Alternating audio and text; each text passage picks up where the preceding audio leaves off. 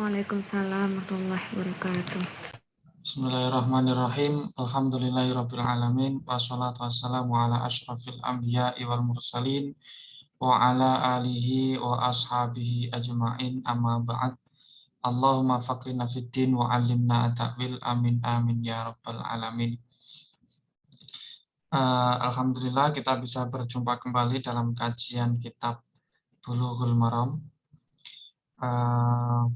Kita masih di pembahasan tentang taharah ya. Hadis-hadis yang menjelaskan tentang atau yang menjadi dalil tentang aturan-aturan bersuci di dalam Islam. Ngomong-ngomong, suara saya ini kedengeran nggak ya? Jelas atau terlalu kecil? Jelas, Ustaz. Jelas, Ustaz.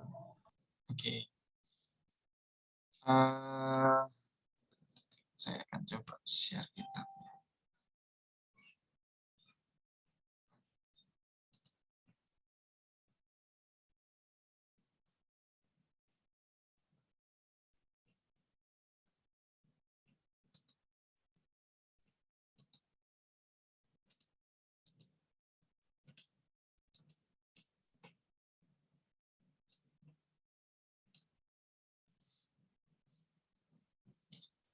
Kelihatan ya, teman-teman? Kelihatan. Baik, kita mulai. Bismillahirrahmanirrahim. Babu izalatin najasati wa bayaniha. Bab ini menjelaskan tentang menghilangkan najis dan penjelasan tentang najis. Jadi najis itu apa saja, benda-benda yang dinilai najis ya. Lalu bagaimana cara membersihkannya. Sebenarnya kemarin juga sudah disinggung ya sebagian. Nah, di bab ini akan dijelaskan lagi beberapa benda najis lainnya dan cara membersihkannya. Bismillahirrahmanirrahim. An Anas bin Malik radhiyallahu an qala su'ila Rasulullah sallallahu alaihi wasallam 'anil khamri tattakhadhu khallan. Qala la, akhrajahu Muslimun wa Tirmidzi wa qala haditsun hasanun sahihun. Diriwayatkan dari sahabat Anas bin Malik radhiyallahu an, beliau berkata, su'ila Rasulullah sallallahu alaihi wasallam 'anil khamri tattakhadhu khallan. Rasulullah pernah ditanya tentang masalah khamr yang dijadikan cuka. Kemudian beliau menjawab, la, tidak boleh begitu ya. La, tidak boleh. Nah, dalam hadis ini disebutkan ya kata-kata al-khamr ya. Khamr ini adalah cairan minuman yang dibuat dari perasan anggur, kemudian difermentasi, dibacem selama beberapa lama sehingga muncul unsur asamnya ya. Nah, itu al-khamr. Karakteristik utamanya ya dia bisa menyebabkan mabuk ya. Ya, aromanya sangat keras, kuat, yang bisa mengganggu kerja pikiran. Nah, itu al-khamr. Nah, kalau khal ini jenis cairan juga, dibuat dari etanol ya, etanol atau yang menjadi bahannya alkohol ya. Dia dari khamr difermentasi lebih lanjut ya, kemudian dia menjadi yang disebut khal atau cuka gitu ya. Khal ini artinya cuka. Hadis ini ketika ada yang bertanya ya apakah boleh khamr itu dibuat menjadi cuka, Rasulullah menjawabnya la, tidak. Akhrajahu Muslimun, hadis ini ya diriwayatkan oleh Imam Muslim wa Tirmidzi dan Imam At-Tirmidzi. Kalau Imam Muslim ya berarti di Sahih Muslim ya. Kemudian Imam At-Tirmidzi, ya berarti beliau di Sunan At-Tirmidzi. Kalau Sahih Muslim mungkin nilainya hadis ini ya sudah jelas ya sahih menurut Imam Muslim karena dimasukkan dalam kitab sahihnya. Nah, kalau menurut Imam At-Tirmidzi hadis ini bernilai hasanun sahihun. Ya, ini agak unik juga istilah yang digunakan yaitu hasanun sahihun. Biasanya ya hadis itu dipilah menjadi 3 ya teman-teman. Ada hadis sahih, hasan dan dhaif. Jadi antara hasan dan dhaif, hasan dan sahih itu dibedakan ya, sesuatu yang berbeda. Di mana hadis sahih itu adalah hadis yang memenuhi 5 syarat kesahihan hadis. Ya. Rawinya adil ya, yang pertama. Yang kedua rawinya dobit. Kemudian bertemu ya guru-gurunya para perawi tersebut dengan para perawi. Jadi setiap perawi bertemu mutasil ya dengan gurunya. Yang ketiga adalah tidak ada syad dan tidak ada ilat untuk yang kelima. Nah, kalau seorang perawi ya itu memenuhi standar ini, berarti dia atau sebuah hadis memenuhi syarat ini, maka hadis itu dalam kategori sahih. Nah, kalau hasan ya biasanya adalah kurang satu, teman-teman. Ya, kurang satu, yaitu dalam aspek kedobitan. Kedobitannya tidak memenuhi standar ya. Tidak memenuhi standar. Nah, itu kemudian masuk ke dalam kategori hadis hasan. Lalu bagaimana dengan istilah hasanun sahihun? Kalau menurut Sayyid Alawi ya, Sayyid Abbas Al-Maliki, hasanun sahihun ini sebenarnya istilah yang artinya begini, hasan atau sahih ya, hasan atau sahih. Jadi artinya begini, Imam At-Tirmidzi ingin menjelaskan bahwa hadis ini itu ada yang menilai hasan, ada juga yang menilai sahih. Tapi semuanya tergolong hadis makbul ya. Semuanya baik hasan maupun sahih ini apapun itu termasuk hadis yang makbul ya, yang bisa diterima. Jadi hasanun sahihun artinya kalau menurut sebagian ulama adalah menurut sebagian ulama itu bernilai hasan hadis ini ya. Menurut ulama yang lain itu bernilai sahih. Jadi karena ada banyak ulama yang memberikan penilaian dan itu berbeda-beda ya, tetapi penilaiannya ada yang hasan dan sahih, tidak ada yang menilai dhaif ya. Sehingga di sini Imam At-Tirmidzi ya menggunakan istilah hasan sahih. Maksudnya adalah hasanun au sahihun. Ya, hasanun au sahihun. Menurut sebagian keterangan pembuangan kata sambung au ya dalam bahasa Arab itu menjadi hal yang lumrah untuk sesuatu yang sudah dimaklumi gitu ya. Nah, itu alasan ya penggunaan kata hasanun sahihun. Dan di antara yang menilai sahih ya Imam Muslim ya. Imam Muslim. Kita coba kembali ke kandungan hadisnya ya, karena kitab yang kita kaji ini adalah Bulughul Maram min Adillatil Ahkam, di mana hadis-hadis yang dikutip ya, yang disebutkan di dalam kitab ini adalah dalil hukum syara ya, halal, haram, mubah, makruh, wajib dan seterusnya.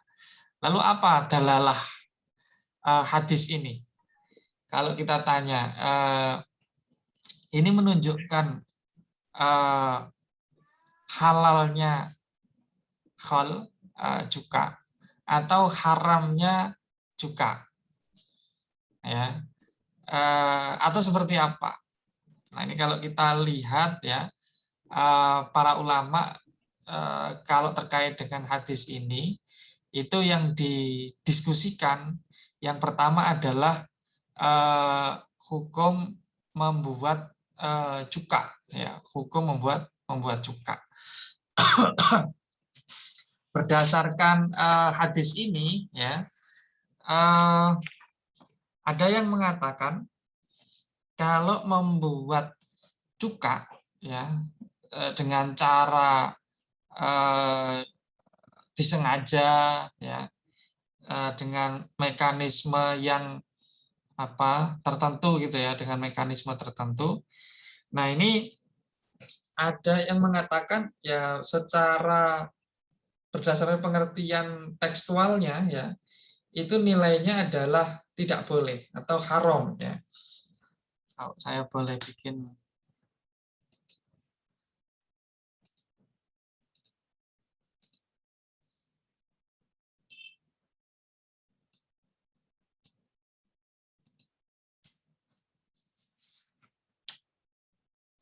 jadi jawaban Rasulullah yang la tadi itu ya, dalam hadis su'ila anil khamri tutakhadhu khallan. Rasulullah ditanya tentang khomer yang dibuat cuka, ya. Beliau menjawab la saja. La ini artinya apa? Ya bisa jadi ya tidak boleh, tidak boleh. Jadi la di sini ya artinya bisa jadi adalah la yajuz. La yajuz ini artinya ya haram, ya. Artinya adalah haram. Ada yang mengatakan begitu ya. Jadi bagaimana itu dipahami kok bisa sampai haram? Jadi haram ini kan hukum syaraknya ya teman-teman, hukum syaraknya. Dari mana hukum syarak ini muncul? Di dalam hadis tadi itu ya kan tidak disebutkan kalau hukum membuat cuka itu haram, ya. Hukumnya haram, tidak ada, tidak disebutkan secara tekstual. Tetapi bagaimana nalarnya kok bisa sampai kepada ya hukum haram? Ya pertama ya di sana ya Rasulullah mengatakan menafikan gitu ya, menggunakan kata la ya, la. Nafi itu ya saudaranya nahi, saudaranya larangan gitu ya. Nafi ya ini identik dengan nahi atau larangan ya. Nafi ini bisa bermakna larangan. Nah, larangan kalau di dalam usul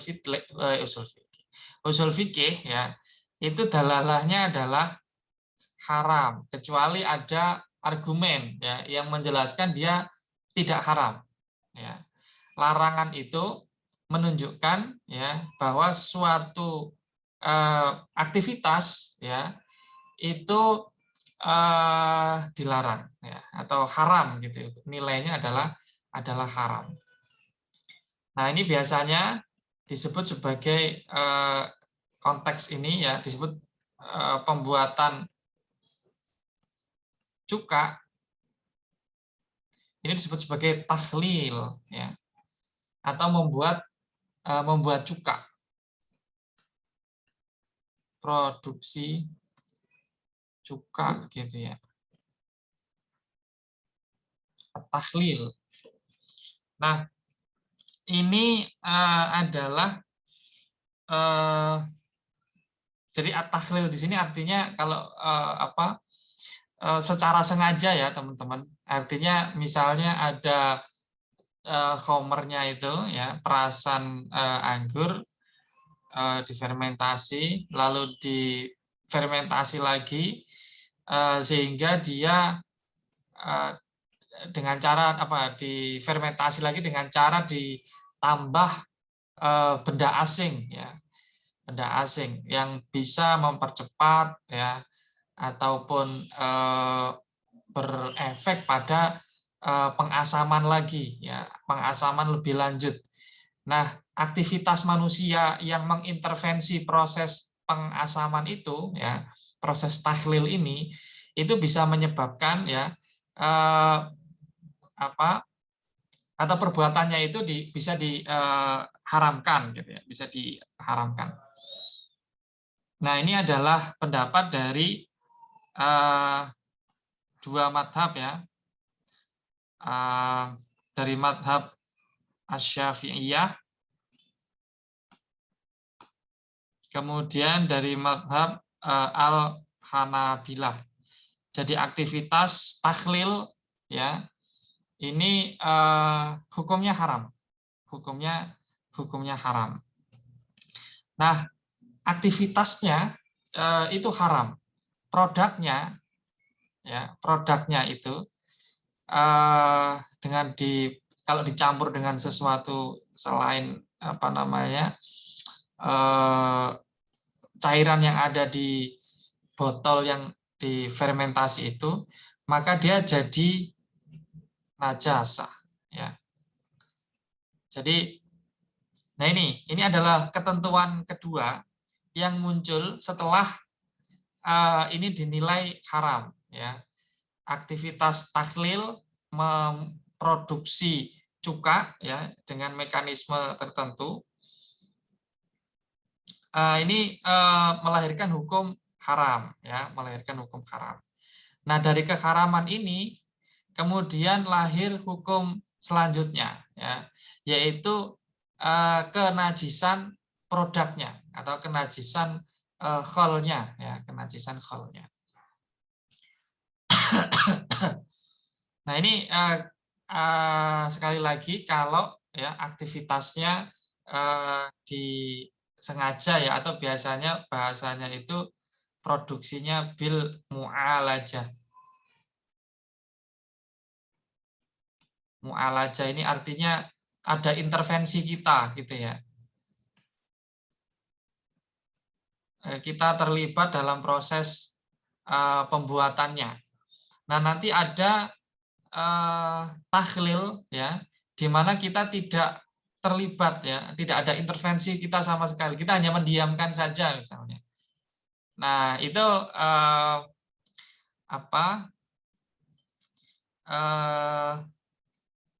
ada yang memperbolehkan ya, ada yang memperbolehkan jadinya suci ya, jadinya suci.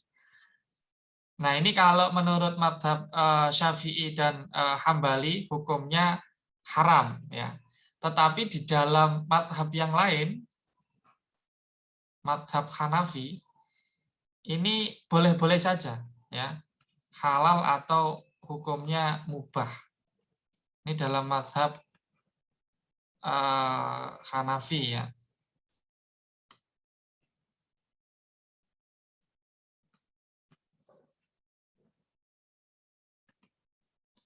Hanafi. Nah, kalau dalam madhab Hanafi, dia tidak hanya pakai hadis satu tadi itu, ya, su'ila anil khamri, faqala la, ya, tutakhadhu khallan, faqala la. Ada hadis lain ya yang dipakai oleh madhab Hanafi. Contohnya adalah hadis riwayat Imam Ad-Daruqutni, inna dibaghaha yuhilluhu kama yuhillu khallal khamri ya. Jadi ada hadis lain yang mengatakan begini, bahwa proses takhlil itu adalah proses yang mensucikan gitu ya. Inna dibaghaha. Jadi ada hadis lain ceritanya teman-teman. Inna dibaghaha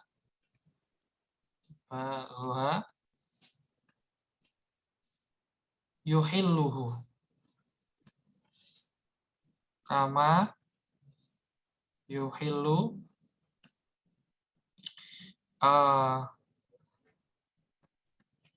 khallul khamri ya.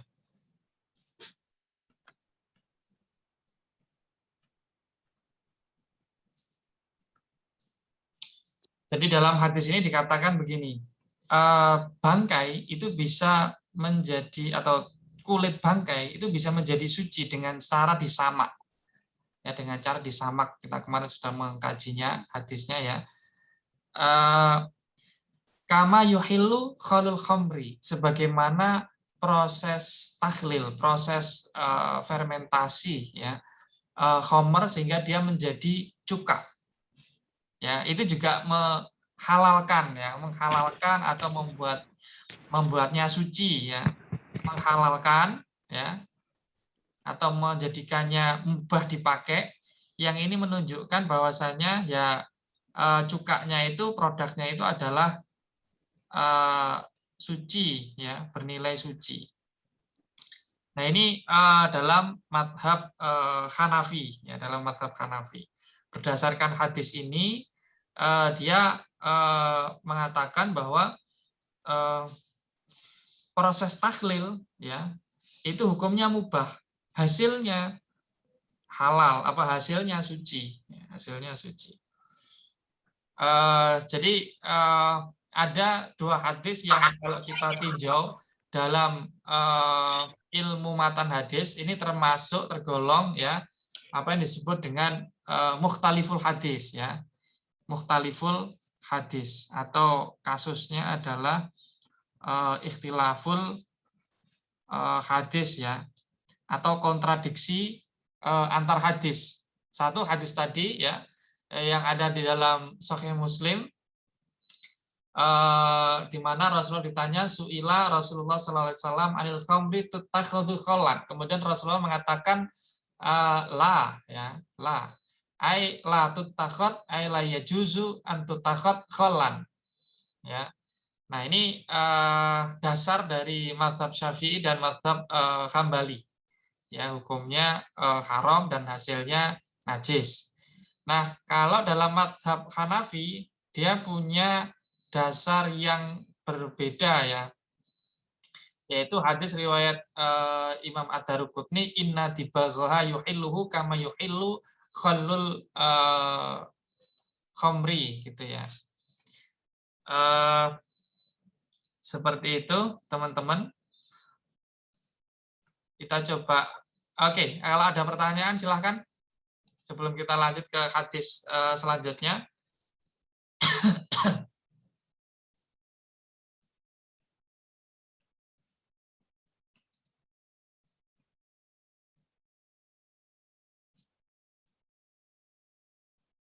Oke, ada penjelasan ya dari Ustadz Muhammad Yusuf, Indal Hanafi mubah au halal mutlak, mutlakon ay sawaun tahawala bil ilaj au bidunil ilaj.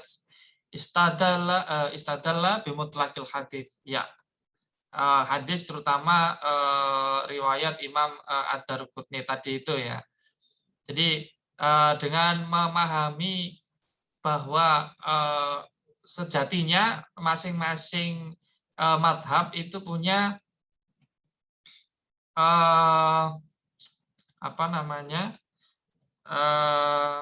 hadis ya, maka kita bisa memahami gitu ya, bisa menerima oh ternyata masing-masing ini ya punya landasannya sendiri.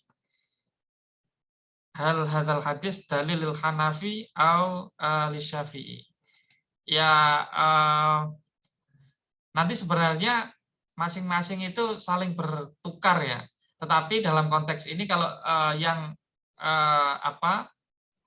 hadis inna dibagha yuhilhu kama yuhilul khamr kama yuhillu khalul khamri, yaitu digunakan oleh madhab Hanafi ya, yang membolehkan satu ya aktivitas takhlilnya ya, yang membolehkan aktivitas takhlilnya, aktivitas membuat cukanya ya. Itu. Nah, oke, saya coba tambahkan lagi. Jadi dalam konteks takhlil ini ada beberapa model ya. Ada beberapa model.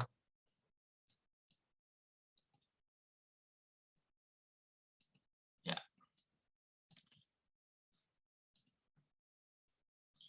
Jadi ittikhadul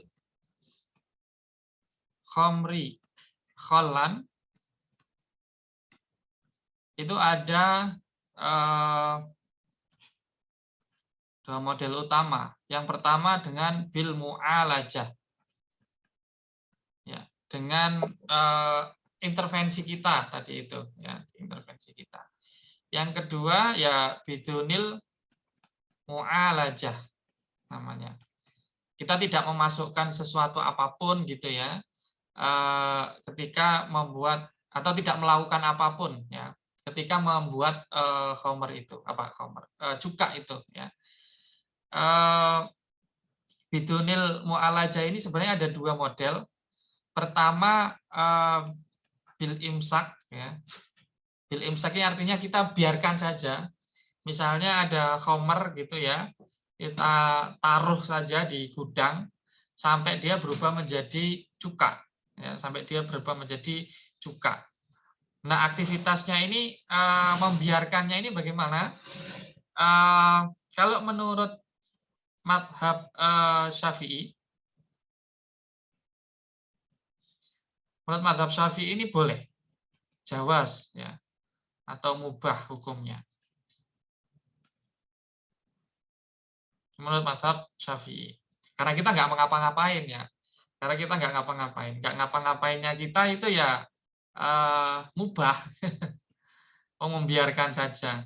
Yang kedua adalah madhab Hanafi ya.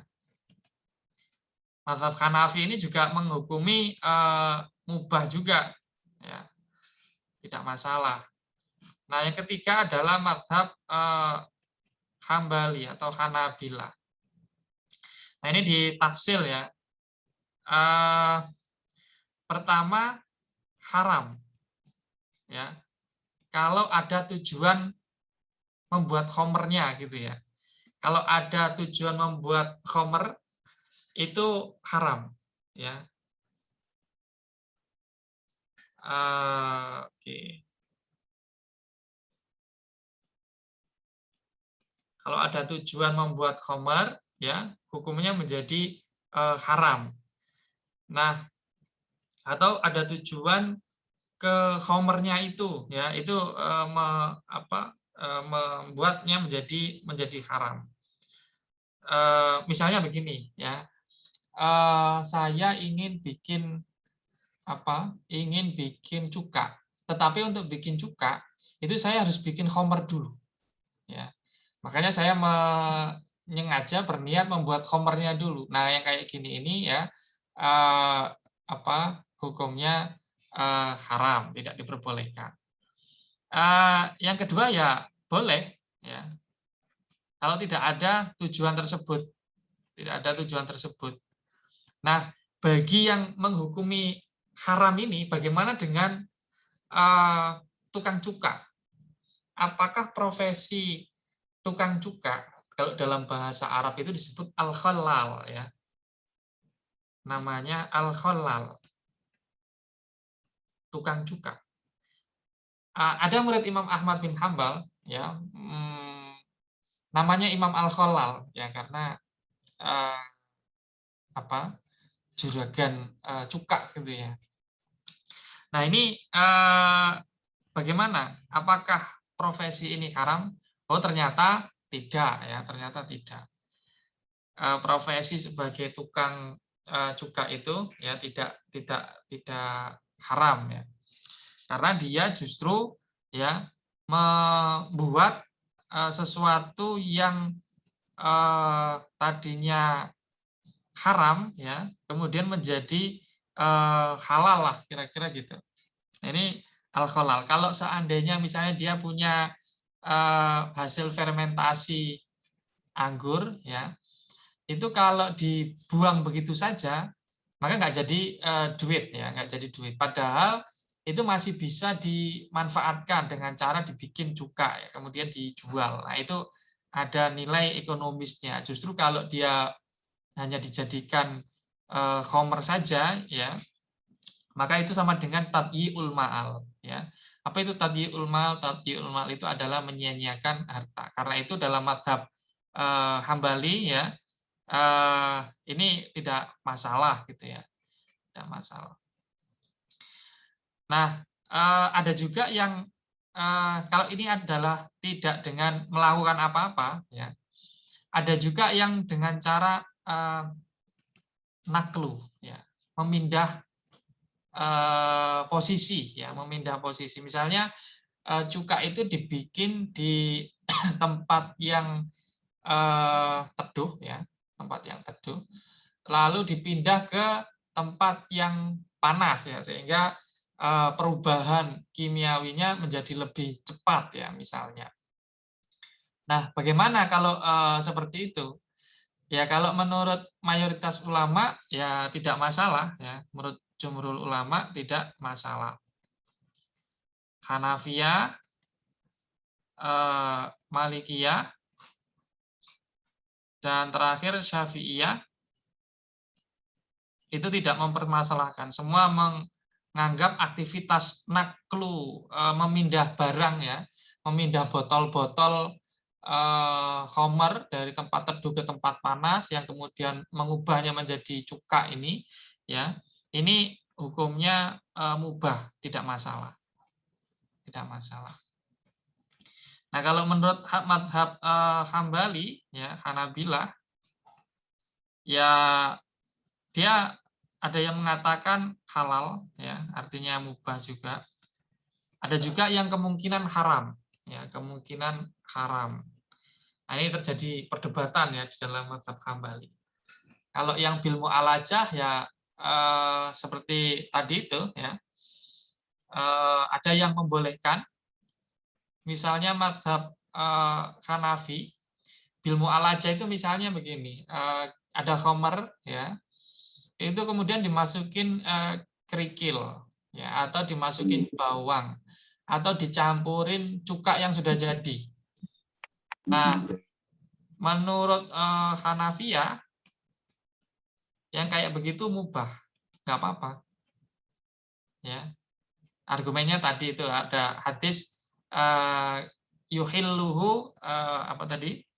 Yuhillu khalul khamri. Kalau menurut mazhab Syafi'i plus Hambali, ya, hukumnya menjadi haram, ya, dengan kesengajaan bil mu'alajah ini. Kalau Malikiyah dia dirinci, teman-teman. Dirinci.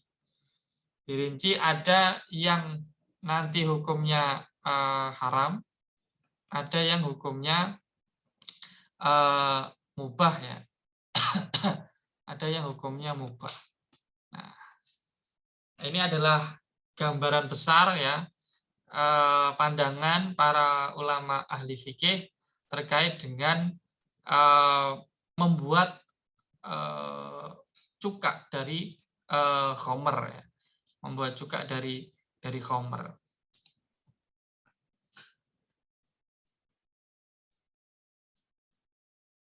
Oke, ya, ada tambahan, ya. Kalau mazhab Hanafi itu selain pakai hadis yuhillu khalul khamri, ada juga hadis ni'mal udum al khal, sebaik-baiknya lauk pauk itu adalah cuka, ya. Ada hadis yang mengatakan begitu, ya. Kalau itu boleh dimakan, bahkan dipuji-puji, berarti bikin cuka, sekalipun dengan intervensi, ya, dengan rekayasa yang dilakukan oleh manusia, nah itu juga boleh, gitu kira-kira. Oke, silahkan kalau ada yang ingin ditanyakan dulu.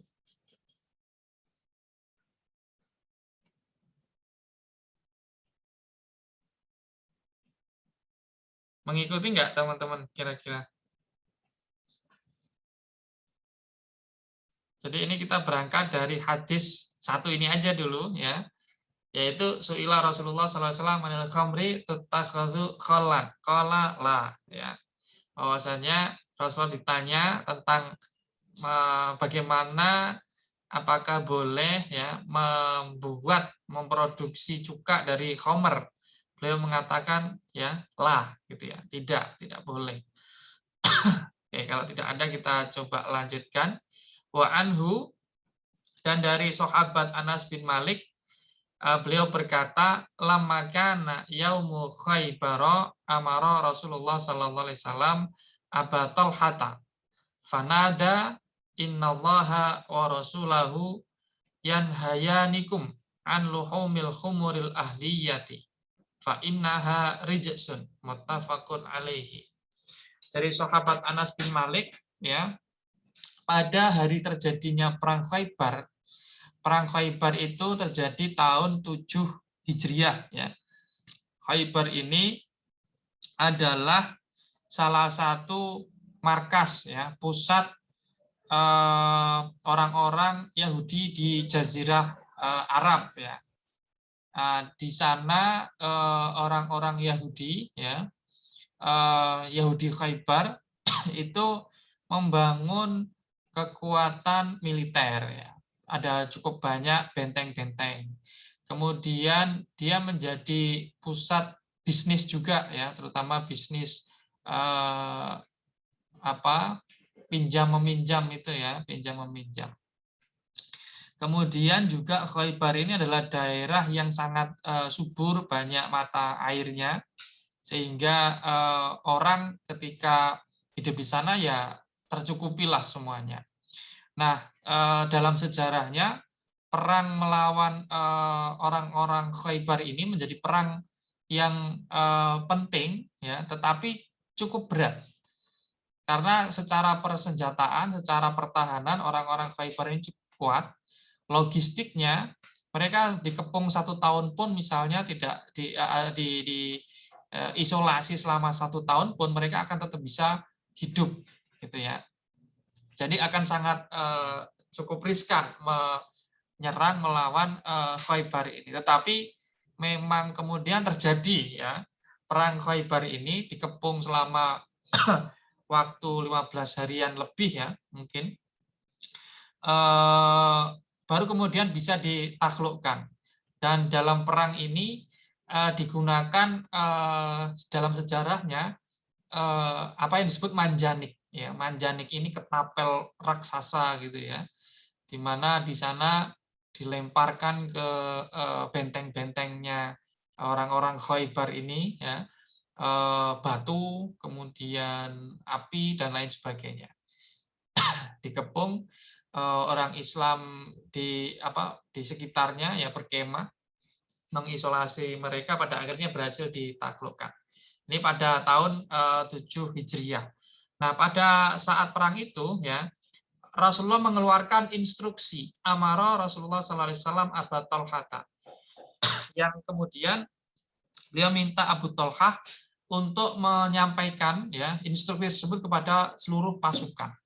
Fanada, ya, innallaha wa rasulahu yanhayanikum an luhumil humuri al ahliyah. Sesungguhnya Allah dan Rasulnya melarang kalian semua memakan daging keledai, ya. Keledai apa bahasanya itu, ya? Keledai yang biasa untuk transportasi itu, ya, keledai rumahan. Ini biasanya bandingannya adalah al-humur al-wahsiyah, keledai liar, gitu ya.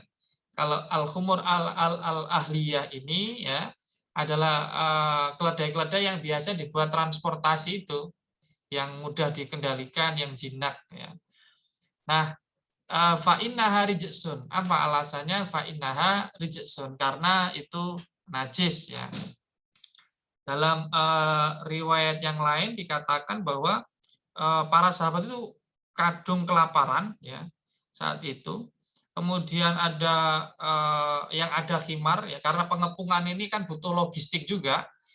Ya, akhirnya mereka kelaparan dan yang ada adalah khimar-khimar transportasi itu, ya, pengangkut logistik dari Madinah. Akhirnya disembelih dan dimasak di kendi-kendi, gitu ya. Halo? Dimasak di apa namanya itu? Kok kendi sih? Panci-panci, gitu ya. Loyang-loyang besar, ya. Nah, tiba-tiba ketika mendengar instruksi ini dari Nabi, ya, mereka akhirnya menumpahkannya, membuangnya. ya, membuangnya. Nggak jadi makan daging gitu ya. Nah, di sini fa'innaha rijsun disebutkan alasannya adalah karena luhumil khumur al-ahliyah, daging keledai rumahan, keledai yang jinak itu adalah najis ya. Nah, perawinya di sini yang saksi mata dalam sejarahnya adalah Abu Tolhah ya. Abu Tolhah ini adalah bapak tirinya Anas bin Malik ya, perawi sahabat yang menjadi perawi hadis ini. Jadi Anas bin Malik itu punya ibu ya namanya Ummu Sulaim. Ummu Sulaim itu dulu menikah dengan orang yang namanya Malik ya, kemudian meninggal dunia dan menikah lagi ya. Ummu Sulaim dengan Aba Tolhah. Nah, Anas bin Malik ini adalah ya anak tiri dari Abu Tolhah.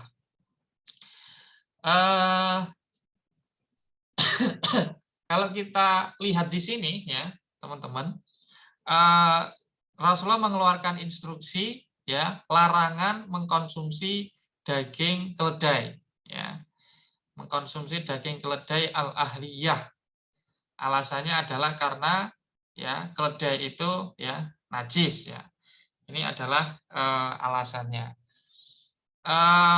Lalu apa nilai dari larangan ini? Yanikum ya. Oke, ada yang bertanya.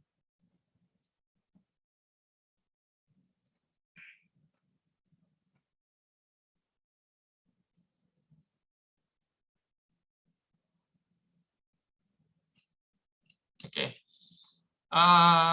Oke, ada yang mengatakan illatul haram hiya rijsu. Nah, itu ada menurut sebagian pendapat ya.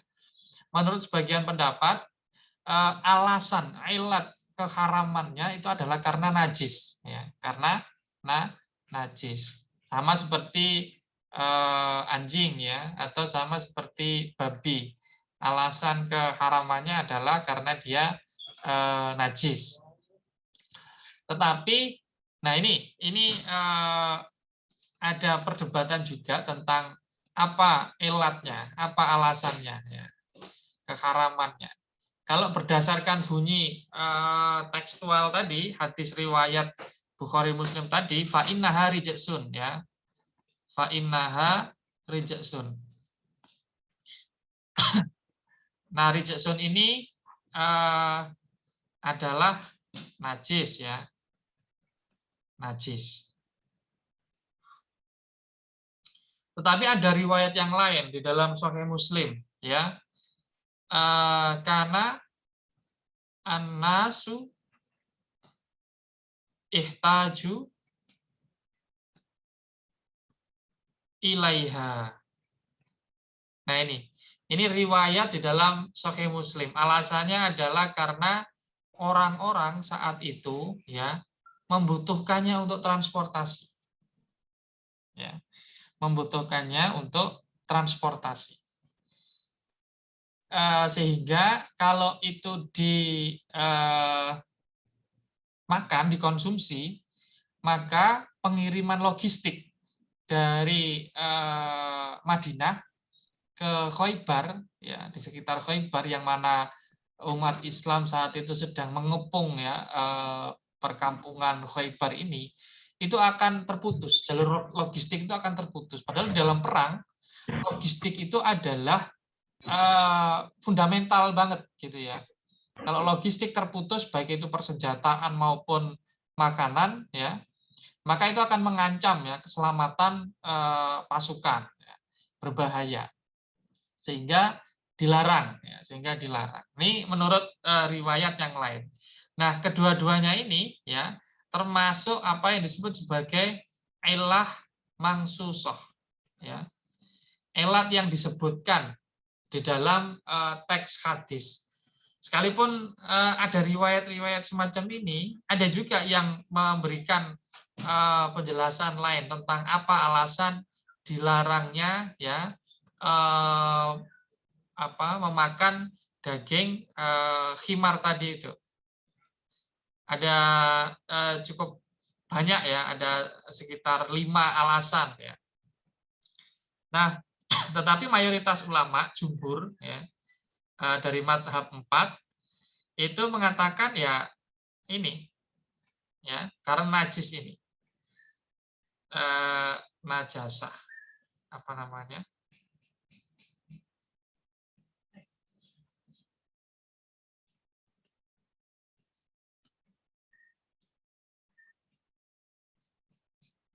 mazhab yang 4 ini semuanya sepertinya melihat alasan ini ya, najis ya. Ada yang mengatakan alasan ini tidak cukup clear ya, karena di dalam riwayat yang lain bukan hanya rijsun ya, tetapi rijsun min amali syaiton.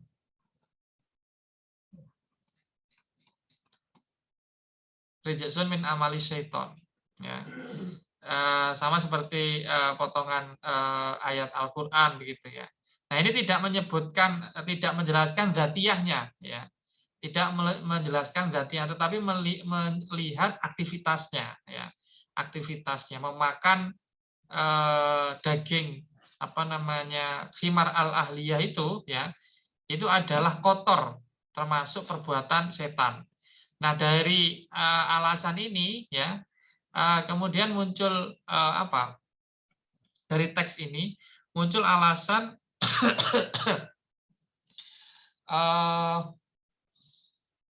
apa namanya? Saya kok lupa mau ngomong. Rijsun min amali syaiton. Oke, itu. Jadi ilatnya adalah ilat mansusoh ya. Nah, kita kembali ke teksnya tadi, bahwa di situ ada yanha yanikum gitu ya, ada larangan, Rasulullah melarang.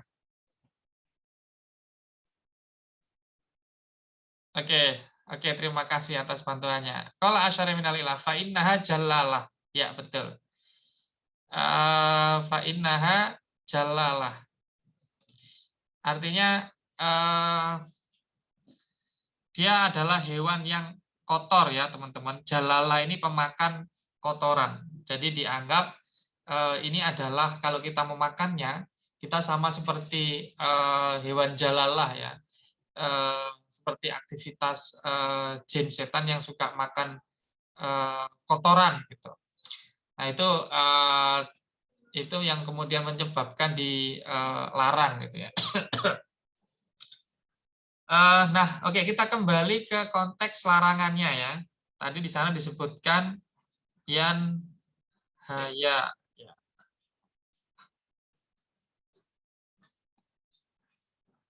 ya, dilarang. Apa arti larangan ini?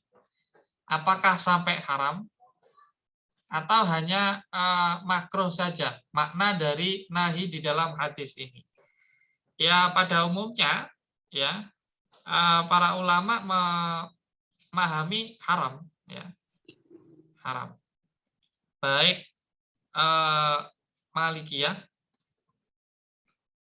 Syafi'iyah maupun Hanabilah ya, maupun Hanabilah. Ini memahami ya keharamannya ya, keharamannya. Tetapi ada yang menilai makruh. Ya, misalnya dalam sebagian mazhab Maliki itu larangan di dalam hadis ini tidak sampai bernilai haram, hanya sebatas makruh saja, ya, hanya sebatas makruh saja, tidak sampai haram gitu ya.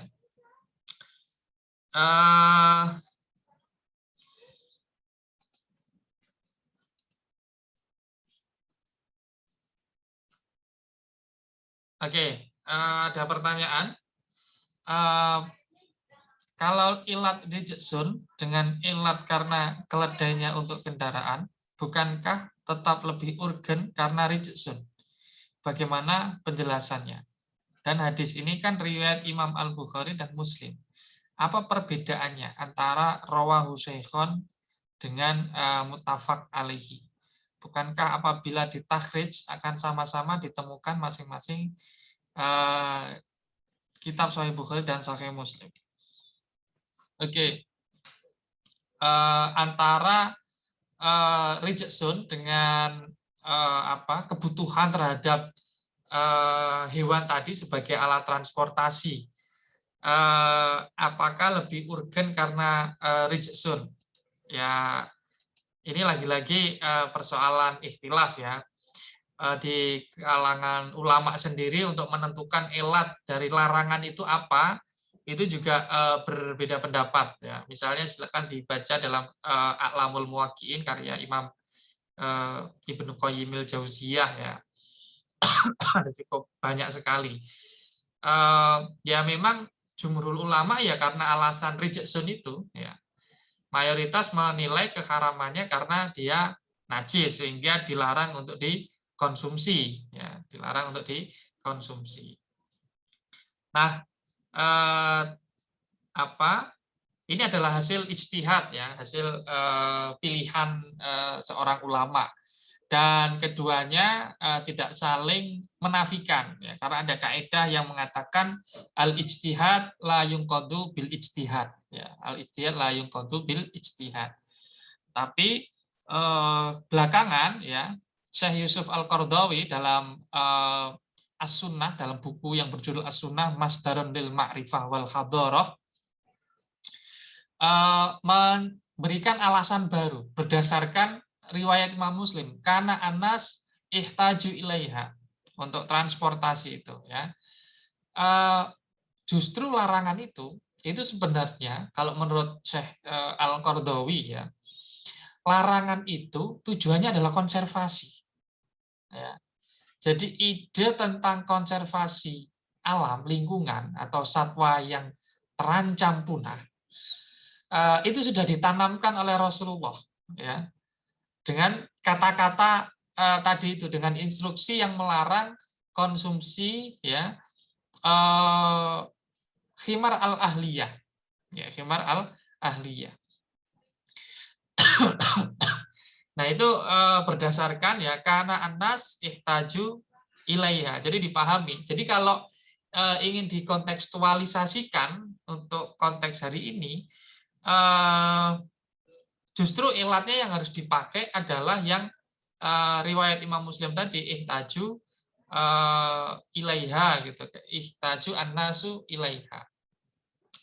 Nah itu beberapa alasan ya. Kalau soal kuat tidak kuat ya, kalau kita ikuti mayoritas ulama ya karena dia najis itu gitu. Dia najis. Ada yang mengatakan ya larangan ini sudah tidak berlaku, ada yang mengatakan begitu gitu ya, sudah dinasakh.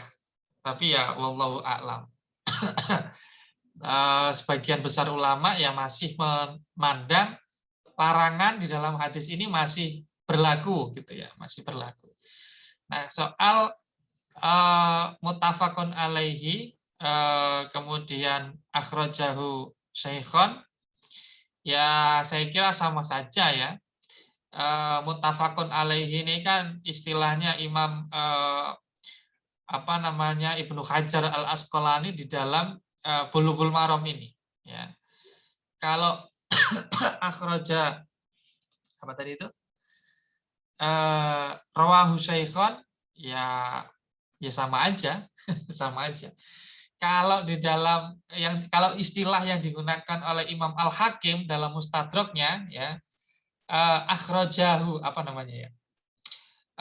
hadisun shahihun walam yukhrijahu misalnya. Nah, ini yang biasa digunakan oleh beliau ya. Atau juga ala syarti syaikhaini. Nah, ini istilah lainnya untuk menyebut hadis sahih ya, tetapi tidak disebutkan di dalam Sahih Bukhari atau Muslim, tetapi ada gitu ya. Kalau menurut saya sama saja antara rawahu Syekhon kemudian muttafaqun alaihi. Ini hanya istilah ya kalau menurut saya. Oke, tidak ada lagi pertanyaan? Atau ada lagi? Silakan. Mas mau tanya. Ya, silakan Mas Erlangga. Tapi soal cuka tadi saya belum, ini baru 6 pertanyaan. Yang apa, kalau misalkan kita makan terus dicampur cuka itu tahunya ada koma tuh gimana? Kan nggak ngerti itu. Oke. Tadi disebutkan ada hadis yang mengatakan ni'mal udum al-khal gitu ya. Ada hadis yang mengatakan begitu. Atau juga inna tibaghoha yuhilluhu kama yuhillu khalul khamri gitu ya. Jadi prinsipnya kalau memang sudah ada cuka di depan kita, kita tidak dituntut untuk mencari asal-usulnya. Apakah ini melalui intervensi yang kemudian menyebabkan najis produknya atau tidak. Itu tidak ada kewajiban untuk menelaah sampai sana. Misalnya tanya tukang warungnya, ini produksinya dulu gimana gitu ya. Atau tanya produsennya, datang ke pabriknya, tanya ini produksinya sesuai standar halal atau tidak ini. Nah, dalam beberapa penjelasan ulama ya, kita tidak dituntut untuk sampai ke sana ya. Tidak dituntut sampai ke sana. Dan kalaupun toh tadi ada ikhtilaf di kalangan ulama tentang proses yang melalui intervensi seseorang ya manusia dalam proses produksi cuka, itu ada ikhtilaf tadi, itu ada yang mengatakan haram, kemudian ada yang mengatakan mubah, lalu ada yang menilai najis dan ada yang tidak. Ini persoalan ijtihadiyah sebenarnya ya. Bahkan di dalam mazhab Syafi'i sendiri ya tidak masalah ya.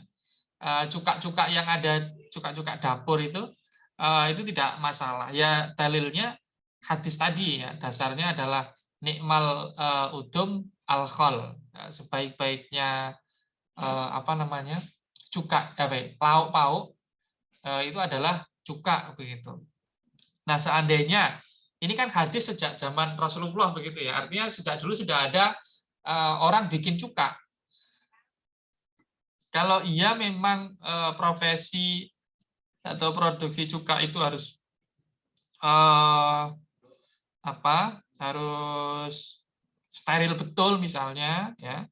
Ya tentunya harus dijelaskan oleh Nabi gitu ya. Tapi dalam kenyataannya tidak ada riwayat yang memerintahkan untuk detail begitu. Itu Mas Erlangga. Jadi boleh gitu ya, boleh.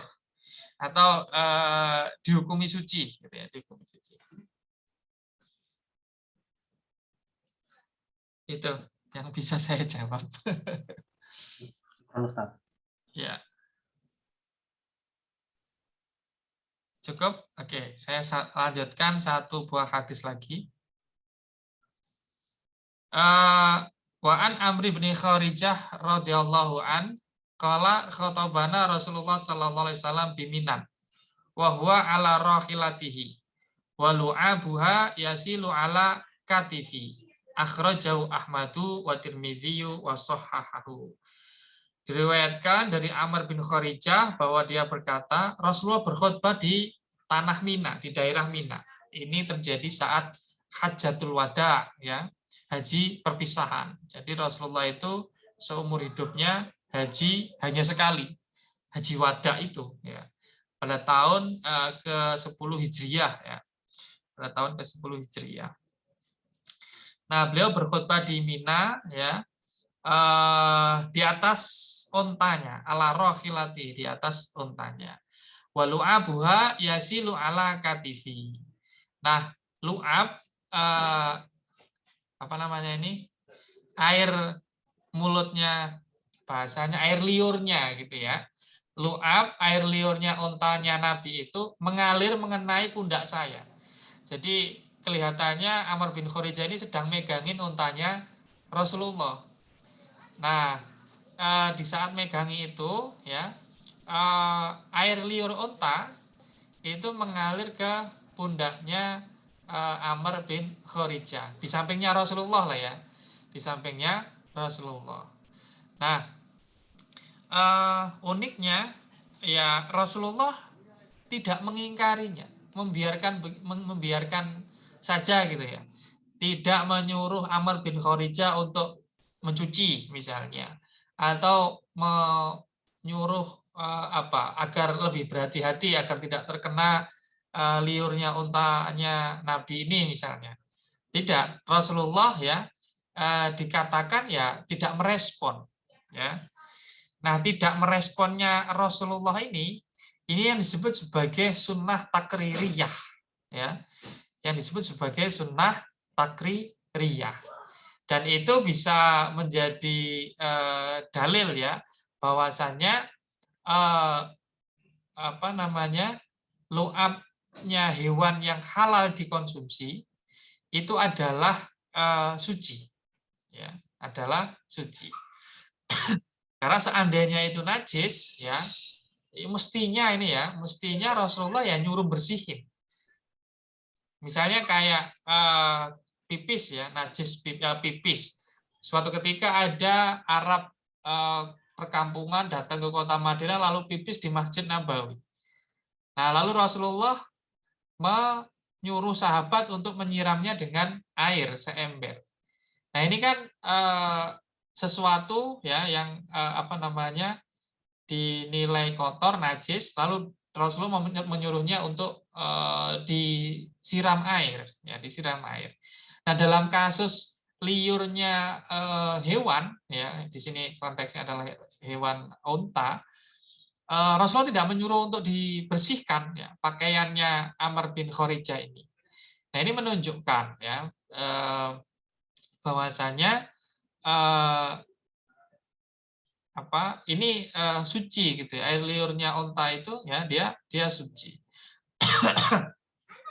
Sama seperti keringatnya hewan gitu ya, keringatnya hewan itu juga suci, hewan yang halal untuk dimakan ya maksudnya itu. Itu. Oke, ada yang ingin ditanyakan teman-teman?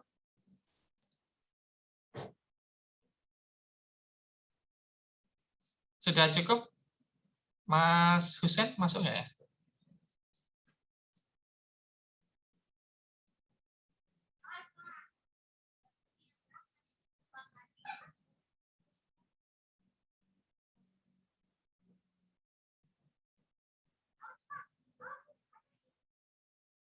Oke. Oke. Mas Husen nggak ada ya berarti ya? Oke, kalau tidak ada pertanyaan lagi, kita sudahi ya kajian kita pada malam hari ini. Semoga apa yang kita pelajari ini bermanfaat bagi kehidupan kita. Mohon maaf bila ada penjelasan yang kurang dimengerti. Mungkin silakan bertanya di grup, nanti akan dijawab oleh teman-teman yang fokus di fikih. Dari saya cukup sekian ya. Terima kasih sekali lagi. Wallahul muwaffiq. Wassalamualaikum warahmatullahi wabarakatuh. Waalaikumsalam warahmatullahi wabarakatuh. Terima kasih Ustadz. Ya, Jazakallahu khair Ustaz. sama-sama.